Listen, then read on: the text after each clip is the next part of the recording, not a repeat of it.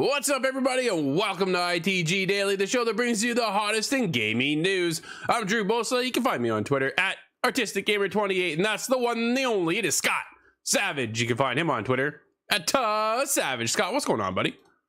Oh, I had quite the opposite of a relaxing weekend. I played some games that matched that up too. I can't talk about it yet, though. Dude, just like that, you know what happened? I hear my headphone go beep, beep, beep. I'm almost dead. Hang on one sec. Oh, no. Oh, yeah. This is the unsung benefits. I was saying the unsung benefits of wireless headphones. Yeah, dude, I love these wireless headphones. They're from Logitech, but yeah, it's one of those things. Battery only lasts for so long. I was like, I wonder how much life I got left in that. Oh, and there it is. Yeah, just as at least it warns you. Yeah, yes, it does. It does beep. So yeah, I can still hear you, which would be an awful show if I couldn't. So, but speaking of the show, people can join us live every day, Monday to Friday, 11 a.m. Eastern, over on twitch.tv/the official ITG, as well as YouTube at ITG. But if you can't join us live, hit us up later inside the game.ca podcast services and TV streaming networks around the globe. Scott, today's show, as more and more leaks, rumors, and the like continue, GTA 6 is still on the top of everyone's radar, and now a release window may have been revealed. Gotham Knights will be having more details than I think some of us may have expected, and Sony exec reiterates PlayStation's stance on premium game releases. It's an interesting little topic, that one there, Scott. That one keeps coming back around, doesn't it? Certainly does, yeah. Just like Grand Theft Auto 6 release window is leaked. This comes from Rory Young over at Game Rant. A historically reliable leaker shares a release window for Grand Theft Auto 6 that may be further out than some fans expected. I don't know about that. A release window for the highly anticipated Grand Theft Auto 6 has been shared by a prominent leaker. This past week has been incredibly active for Grand Theft Auto community, and not in a good way. A leaker, now believed to be arrested, claimed to have hacked Rockstar Games and stolen the source code for Grand Theft Auto 6. Grand Theft Auto 5, and other Rockstar projects. A leaked release window may be incomparable in terms of impact, but if it is true, nonetheless quite shocking. By no means is the first leak release window of Grand Theft Auto 6, of course. There has been a number of content creators, insiders, and leakers who have claimed Grand Theft Auto 6 will be released anywhere between 2023 and the end of the century. For example, a reputable leaker said that in May 2021, the Grand Theft Auto 6 would launch in late 2023. Obviously, not every leak is accurate, but some leaks are worth sharing just on past reliability. Scott, any thoughts on Grand Theft Auto 6 now that the wave of this giant, enormous hack has been happened, and the release window is kind of really still up in the air? But does the hack take things back even further for the team over at Rockstar? Or are they just steadily working away and just kind of business as usual? I imagine it's business as usual, but a lot of the things are likely having to be scrapped and reworked. And we didn't see any bombshells in the leaks that would, indicate something that has to change. But even just the kind of social interactions, the way people reacted to a lot of the things that came up online. I hope they have an ear to the ground and listen to that. The kind of organic NPC interactions in that dining room. There's a lot of really cool things to look at. But I imagine these leaks sometimes take the wind out of the sails. And that's what I'm concerned for. Is this going to be what we see? What we saw was very pre-alpha anyways. So a lot of that has much room to change. Yeah. I'm wondering if this 2023 is really the year, because if there's any amount of reworking at all, I can imagine it being much further away than that. And maybe that's just after 9 years of GTA 5, though. It has me thinking this is going to be forever out. Well, like GTA 5 was so long ago, and they keep iterating on top of that. Here's a quick little tidbit. I jumped back into Red Dead yesterday.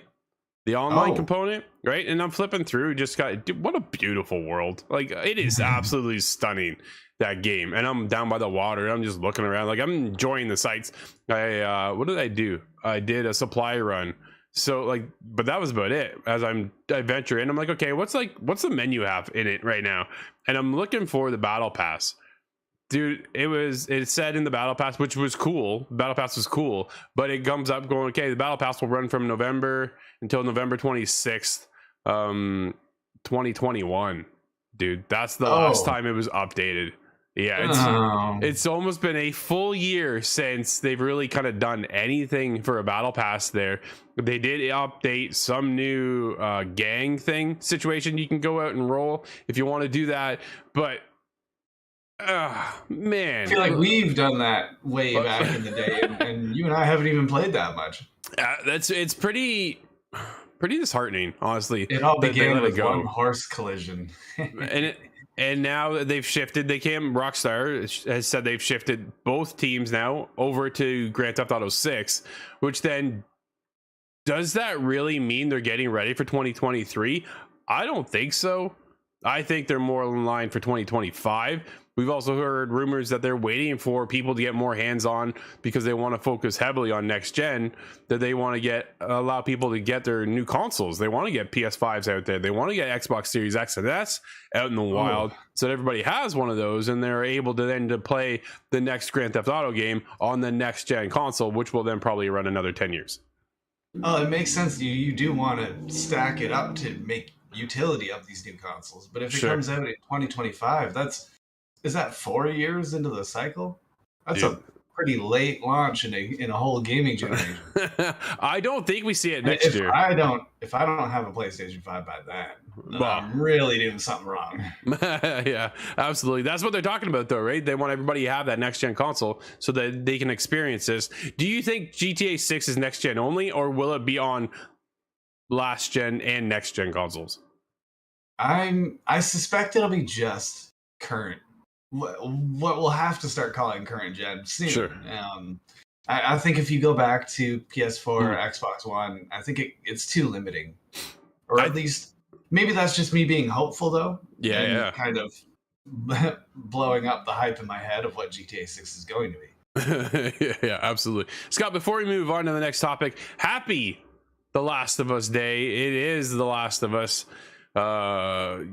Man, what day are we on now? Like, it just keeps, Is that the release date? It's the celebration of the game. It's, dude, part 1, part 2.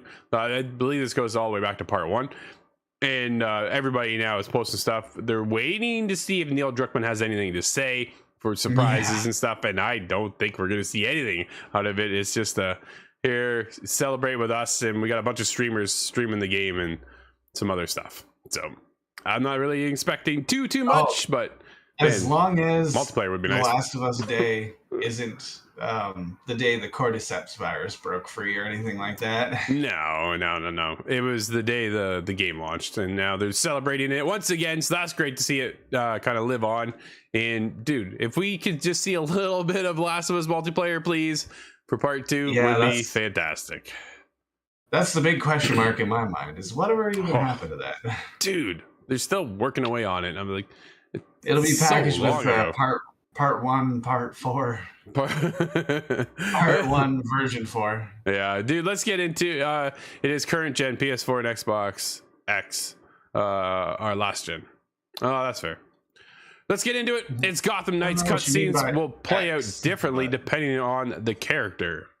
Has Nightwing Rump fan service, dude? Gotham Knights. You excited or are you nervous? I'm quite nervous for it just because of what we've seen with Marvel's Avengers and things that are similar of that vein. I'm wondering if we've had superhero fatigue.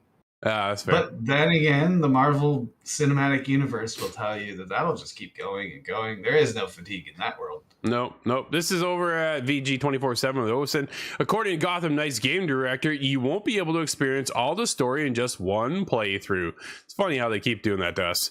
Plenty of games require you to do multiple playthroughs to see all the story, and it sounds like Gotham Knights is no different. In a recent interview with Play Magazine, as shared by MP First, the game's director, Jeff Eleanor, explained how it is that you'll be able to see different parts of the story.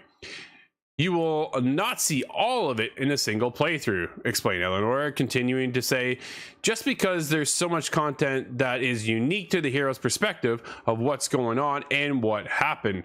Obviously, Eleanor is referring to the fact that Gotham Knights, you can play as either Nightwing, Batgirl, Red Hood, or Robin. So it's just too surprising to hear that. It isn't too surprising that you'll hear that each character will have their own kind of different slighted story. Scott. Oh, I have my character picked out. Who do you got? Is it safe for me to assume that you'll be Batgirl? That's probably a pretty good guess. That is generally your thing. Yes, it is. I'm definitely going with Nightwing. Nightwing. Oh, yeah? Yeah. Yeah, I think back to that Teen Titans series, but from what feels like 20 years ago. Dude, I'm anxious to get in and play co-op. I think that's the most exciting part about this. What I'm looking forward to. Right? Is the co-op experience and how because Batman's always been a single player story, and that is it. So we've never what was that one? It was a multiplayer game set in the Batman universe, and it was this wacky thing back in the day on PS4. Xbox One. Yeah, I can't. Oh man, dude, it's like it was there. We interviewed Sabrina, who now works at Naughty Dog. She actually helped work on the game. But either way, Gotham Knights, yeah, it's one of those things that we keep watching, you keep following. They keep just pumping out more and more trailers and more content to show us. They want us to really get and understand that, hey, this is going to be something that's good. And I think I really kind of feel. Are you a big fan of the Arkham series? I love the Arkham series. I only played one of them, but it really didn't stick with me. Yeah, that's fair. But they added DLC to that included more characters, and I think Catwoman was playable, and that was really cool. So maybe that's where they started experimenting with multiple perspectives, different ways of running. Perhaps, yeah, absolutely. It's one of those things I want to play it, but I'm kind of questioning if is it too much, right? I hear time to move on. One of them is an awesome tank simulator. Oh man, Arkham Knight. When you drive that Batmobile, I did not. That's what kind of threw me off. That's where I was like, whew. Batman doesn't kill anybody, especially not with those 50 caliber machine guns. Yeah, I know. He just obliterates them. Dude, let's move into the world of Sony. As Sony exec reiterates, PlayStation believes in premium releases first, for PlayStation Plus later kind of situation. This is Jordan Miller over at VGC. Speaking at GI Live 2022 on Wednesday, PlayStation head of independent developer initiatives Shuhei Yoshida discussed the expansion of the PlayStation Plus service and how the company views adding new titles to the service at launch. Quote, "We believe in the premium release of titles at launch," end quote, Yoshida said, referring to how modern digital games life cycles are akin to film being released in the cinema and then streaming services months later. Quote, "The new PlayStation Plus has tiers, and essentially it's like the old PlayStation Plus.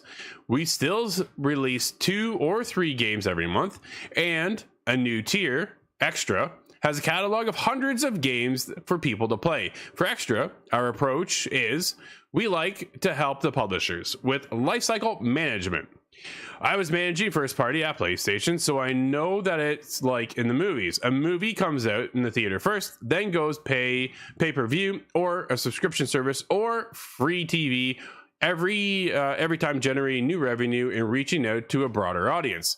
In some kind of way, we believe that in the premium release of a title launch and after maybe 6 months or 3 months or 3 years, when the game sales come down, inclusion into this service, PlayStation Plus Extra, can help introduce these games to new, broader audiences." Scott. No, that does make sense there, but from a business standpoint, that's they're wringing the kind of revenue. They're wringing all the revenue they can out of it, and there's nothing necessarily wrong with that. They are a business, but absolutely, I wonder if the contrast to that on the Xbox side with Game Pass, do you get that bloom of extra audience all at once? I wonder if it's a similar situation, but just in a much shorter time frame. It is interesting, right? Because there's 2 different strategies here coming out of Microsoft and out of PlayStation. PlayStation wants you to pay for that God of War Ragnarok this fall. Everybody jump in because everybody's hyped for it with good reason. So it's going to make sales. It's going to top charts right at the get-go. And then from there, as it tapers off, like we have God of War right now, 2018 on PlayStation Plus. So Does this explain why they put games on PC now, perhaps, too? Well, maybe. Several years after the life cycle has kind of come to an end, we get Days Gone on PC, and that's how I played it. So that's Right. It is effective in some means. Spider-Man Miles Morales is just announced as well coming to PC. So there's that opportunity for you too. So there are other ways for you to jump in, but it's at a later date, right? Again, Yeah. Spider-Man was out, Miles Morales was 2 years ago at this point. Like, so Must have been, yeah. it's been a while, right? Where you're not going to get God of War Ragnarok on day one on PC. They want to save that, let everybody peak on PS5, PS4, get the sales out there, and then how do you revive that God of War feeling for everybody who hasn't played it? You put it on PC, you bring it over to Plus, you bring it over here, and that's their model. Where we look at Xbox, and Xbox is like, nope, day one on Game Pass, have at it, and away you go. And it's worked. I think if you take a look at some of their games now, like we just had Deathloop on there, that came to a whole new audience. Now, granted, that's a bit of a different situation because it launched on PlayStation first. But Sea of Thieves, I think, without Game Plus or Game Pass, Sea of Thieves, I don't think really has that shiny moment that it has now, where they have 25, 30 million players. It is, yeah. Just due to the delivery, there's a million people playing it always. Mm-hmm. No, Game Pass has definitely confirmed that it's successful, but I wonder if Sony's are they ever going to change their strategy, or are they going to double down? And that's okay too. I wonder, as I'm thinking about this, I think, well, maybe I'm just an entitled consumer. Entitled Xbox consumer. It is one of those interesting situations, though. But when you get Starfield comes out on Game Pass, dude, that just drives that whole service up. Oh yeah, right. But I was so excited to get on Deathloop too. Yeah, exactly. So if I'm definitely curious to see if they would have launched God of War Ragnarok day one, PlayStation Plus Premium. Does that drive your PlayStation subscription service up? Is that worth that model? Obviously, right now, PlayStation doesn't think so. They'd rather sell you the game and then give it to you maybe 2 years later on PlayStation Plus. So there is obviously that's their strategy right now. But I'm curious, would that one outweigh the other? But if you want to reinvigorate people in a new way who haven't jumped on it, but all of a sudden go, well, it's on Plus this month, maybe I'll just grab it and start playing it that way. Right? And then you buy other cosmetics, all of a sudden now you get another spike. So there's that opportunity as well. And a lot of these people, if they get this PlayStation Plus that includes that game, a lot of them are just going to renew. They'll just auto-renew and let it go out. Yep. Dude, I don't even think about my Game Pass Ultimate or PlayStation Plus Premium. It just auto-renews and I just move on. Right? Like, it's just... I'm down to the preload cards now, and I actually appreciate it a lot more. Yeah, I'm just lazy. Scott, it's back. It's E3. I can't believe it's making another return. But E3, the legendary gaming industry event, returns to the Los Angeles Convention Center for a 4-day expo from Tuesday, June 13th through Friday, June 16th, 2023. Partner digital events and showcases will precede the show starting on June 11th. Couple different things here going on. E3 Business Days will take place June 13th to the 15th, with the general public welcome for E3 Gamer Days on June 15th and 16th. Throughout the show, certain halls and spaces will be reserved for registered game industry professionals, including developers, publishers, distributors, and the gaming media.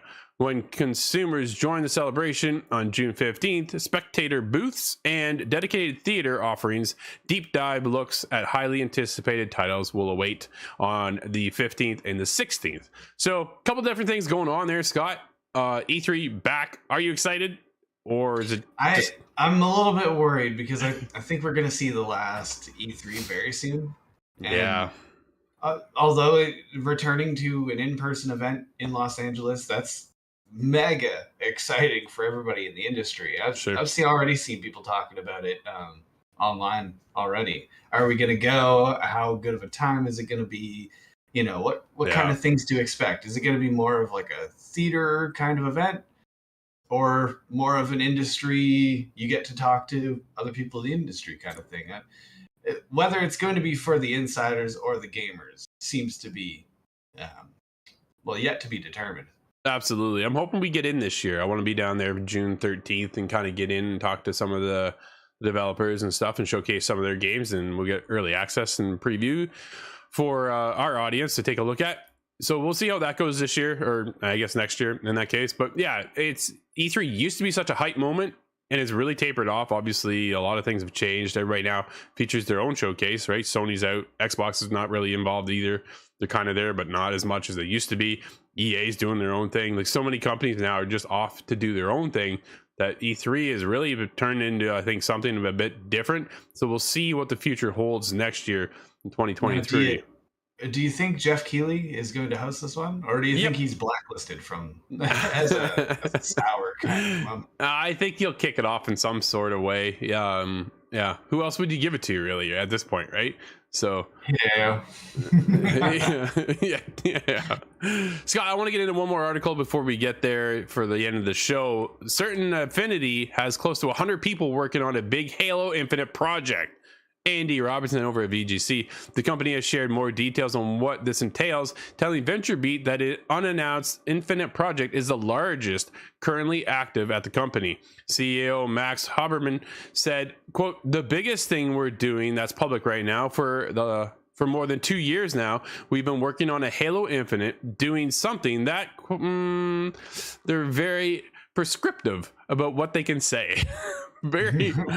Very interesting wording there, Scott. Okay. Dude, isn't it a battle royale? That's where I went. Yeah, the one thing that swirls in my mind is the battle royale. What did they call that? It was codename I think of Tatanka, but I'm not sure. It was something similar to that, and I don't think that's been revealed yet. Yeah, it's rumored to be the battle royale, but we'll see, because that rumor's come around once before. Absolutely, right? They have 100 people working on whatever this is right now, so it's a big move. But they're also working on some kind of Monster Hunter style co-op game as well. So that's exciting to see what that turns out to be for Xbox. We'll keep everybody posted on that when we hear more as well. Definitely excited, dude. At this point, they have to put in some kind of battle royale. Come on, really? Yeah, well, just because of how much it's been talked about, and some people really don't like the idea, but the amount that do could easily fill 100 different games all at once. I would think so. I don't think that'd be hard to jump into. Do you go for the 64-man game, or do you do 100 or 200? Everybody wants to kind of press the boundaries. Yeah. I don't see them going any more than 100, but who knows? Personally, I think 100 is too much. Yeah, you think they're better off for like a 64 kind of team? Yeah, because I think you want some longevity to it, because it's not such a speed shooter like Call of Duty is. Yep. Yeah, that's fair. Man, oh man. Dude, I was back into PUBG the other day. Woo! I saw that headshot. I believe that was a headshot. Very nice. I think you sniped that guy. 250 something meters. Not bad shot, eh? I'll take it. Not bad. We do have a couple games out today. What are they? We have The Spirit and the Mouse, and that is on PC and Switch. We have Terra Invicta, and that's on early access in PC. World of Warcraft Classic, Wrath of the Lich King is available on PC. That's a big mystery to me. I'm not certain what that is myself. We also have... That's kind of what I suspect. Yeah. Century Age of Ashes has come to the PS4 and PS5 now. Finally. Dude, it's free to play over there as well. So I think that's something to take note of. Yeah, definitely cool. We did check it out. Big fans of that game. I really wish it had some kind of single player campaign to it. Yeah. It's all multiplayer, which isn't a bad thing either. If you're looking for that, dude, you fly around with dragons. It's we like, got it is sick. Pretty hard though. Well, that's the problem. We got wrecked heavily, which is unfortunate, but that's kind of how those multiplayer games go. But dude, if you have a chance, like, you definitely, it's free to play, worth your time, worth your effort, and give it a shot. See if it kind of clicks with you. Yeah, if they had a single player campaign though, man, I'd be all over that. Yeah. But Scott, that's going to wrap up today's show, everybody. Thank you for hanging out with us. This has been ITG Daily, the show that brings you the hottest in gaming news. You can always join us live at 11 a.m. Eastern over on twitch.tv/theofficial ITG, as well as YouTube at ITG. But if you can't join us live, hit us up later. InsideTheGame.ca podcast services, TV streaming networks around the globe. Until tomorrow, I'm Drew. That's Scott. We'll see you inside the game.